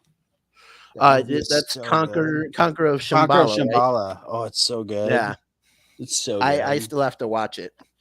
Yeah, it's so good. You should watch it. You should watch. You know what anime movie I really want to see though. One Piece Film Red. I haven't been able to find it. Well, I found it on one site, but it didn't have the English captions for the Japanese. So I was like, I don't want to watch it if I can't understand it. See, that's why you need to learn Japanese fluently. Just get on that. Just tomorrow if you could. Cryo Prime here says, "Tell me, Shao Tucker isn't the best father that you can." Oh, you are dark, Cryo. You are very dark. Oh, Shao Tucker is one of He the loves his characters child. in anime. Yeah. Shao Tucker is one of the characters in anime that you bring up, and every anime fan goes, "Ugh." Oh man, I got. Damn it! All right, I'm gonna do it. I wasn't gonna do it on this stream, but I gotta do it for Nina. Dose for Nina, one, man. For Nina and Alexander. So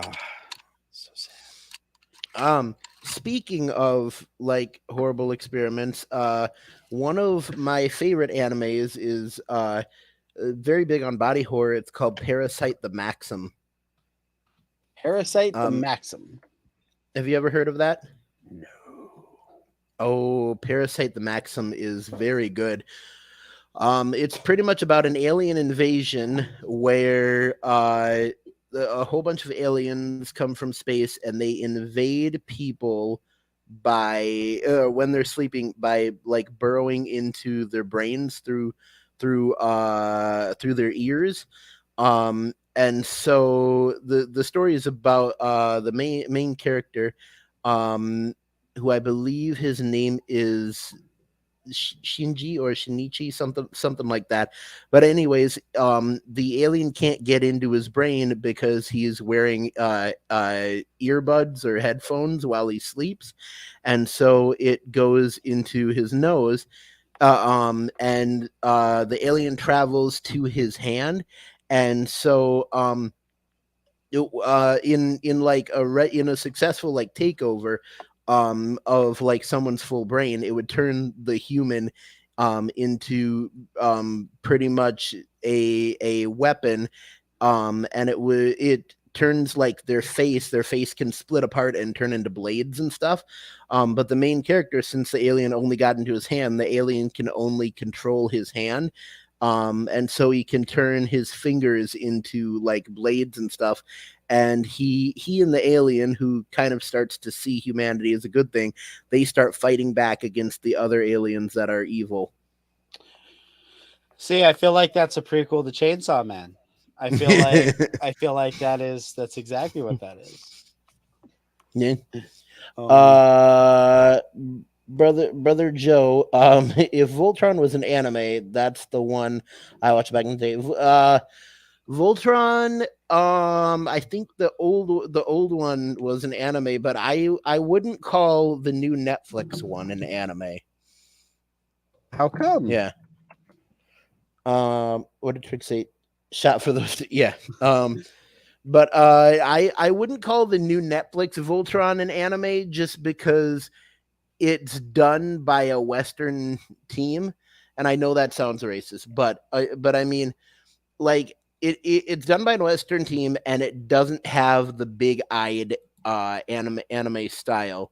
I feel like when they did the Netflix Voltron, they were really trying to um bring more Power Rangers and Super Sentai than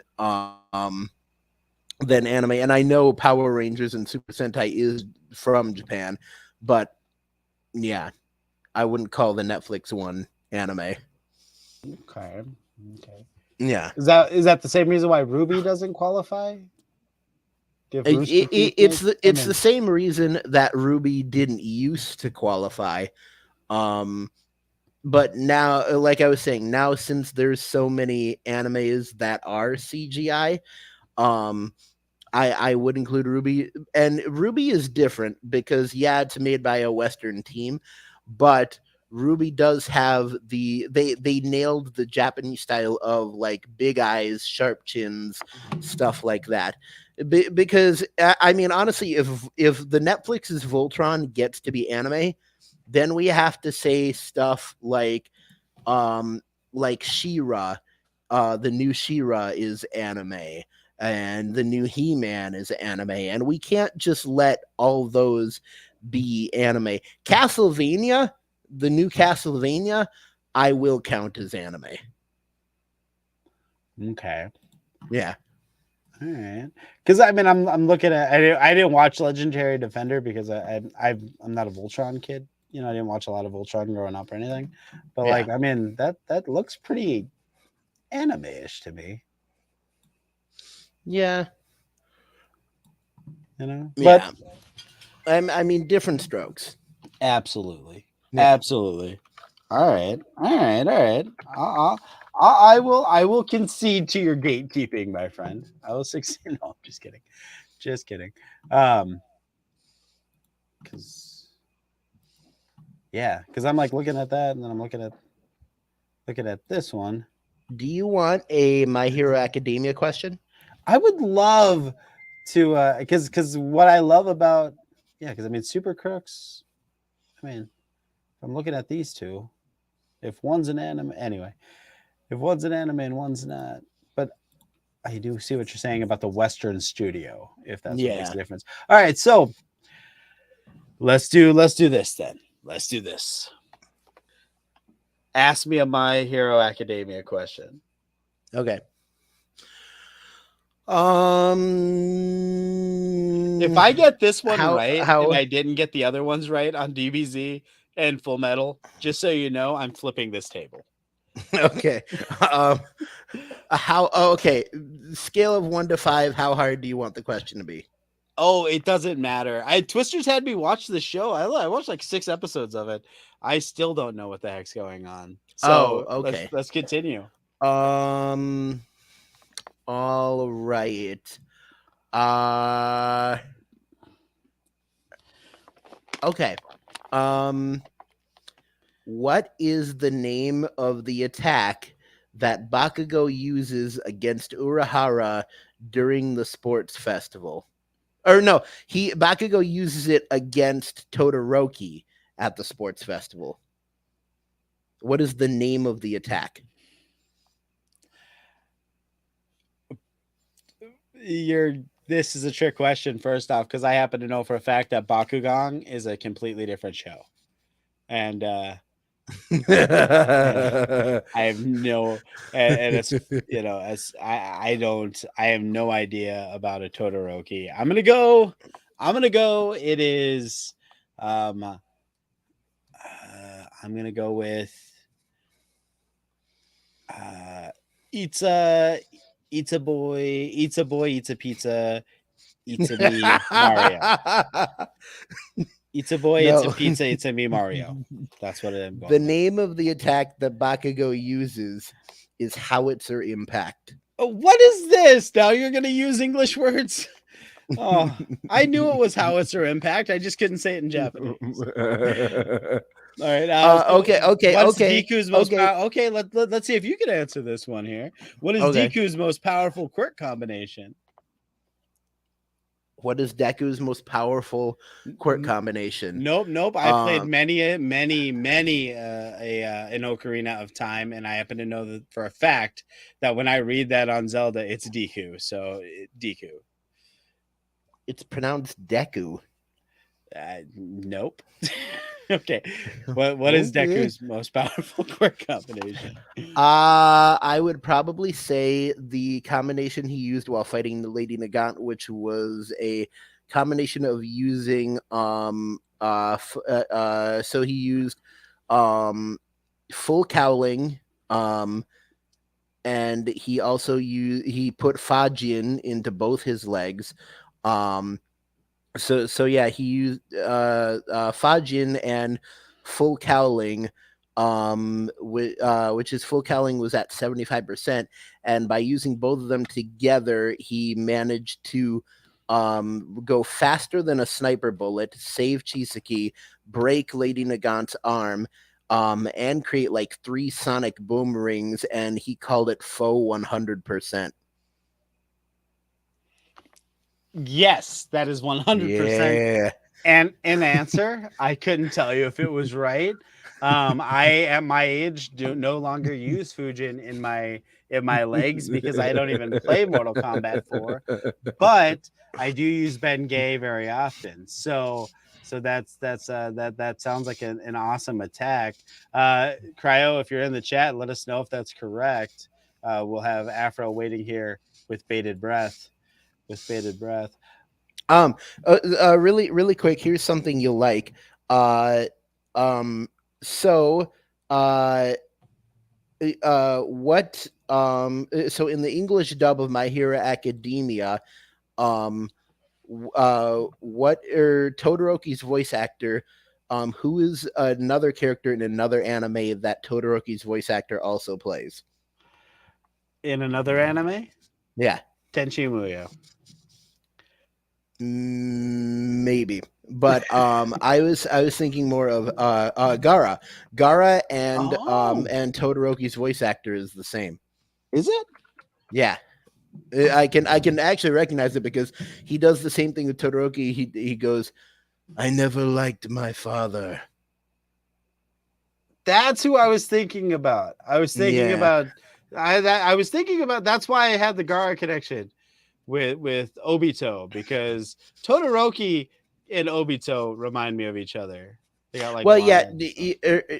Todoroki and Gara are very similar because not only because they have the same voice actor, but because Todoroki also has like half red hair. Yeah, they look the same. Like Uh. it's all trick questions. It's all trick questions. This entire thing. The game is rigged, my friend. The game is rigged. um. Well, we've gotten to about 2 hours. Give me one more comic question, and then we will end it off. Okay. All right. It's for all the biscuits This one is actually. at Red I'm gonna go Lobster. difficult.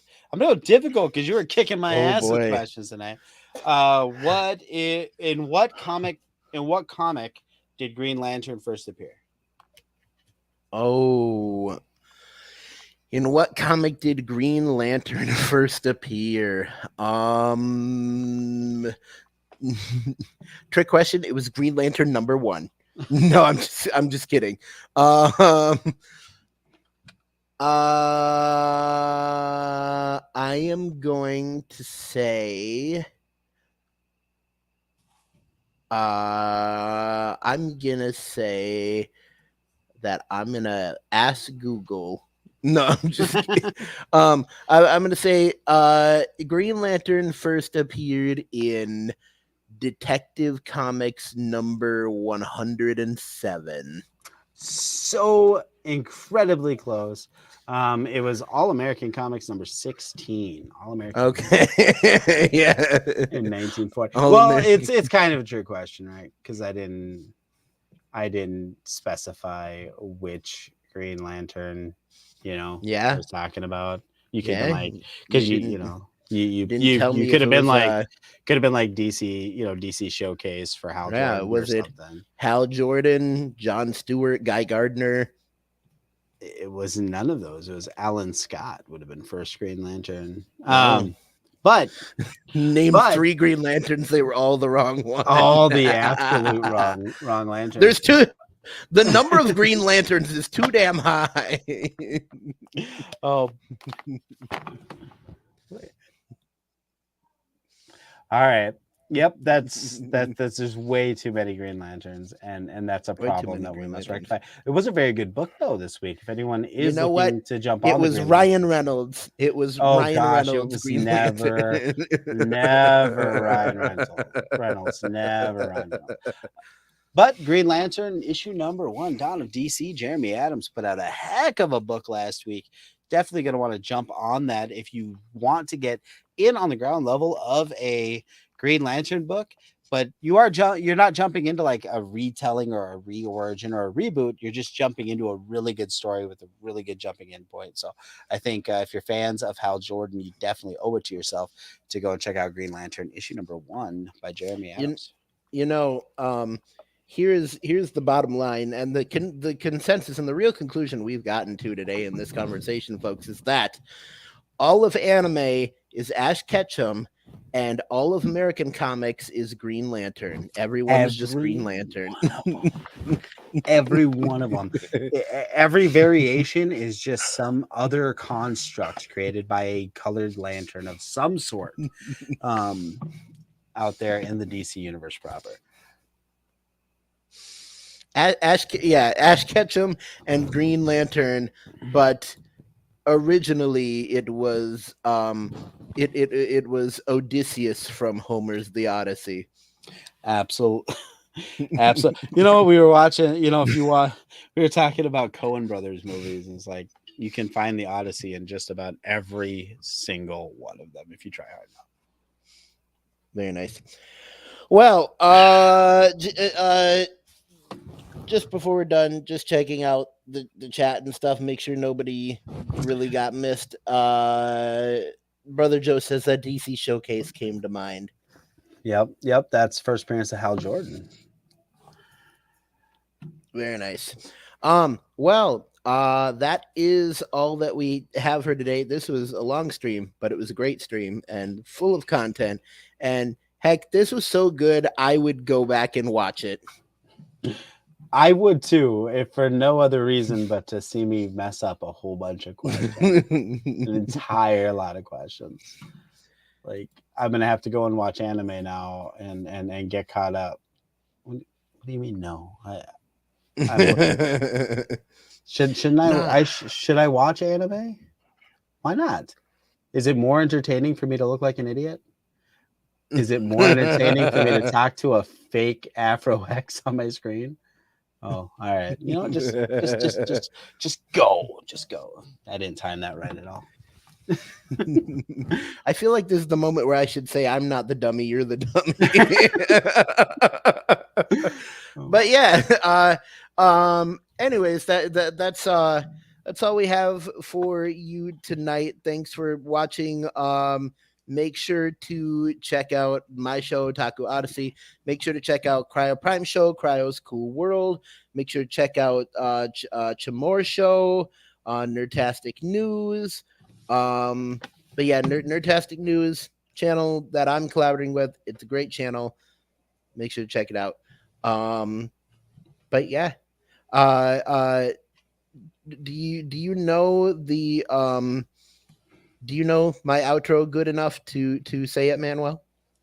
I think so. I think so.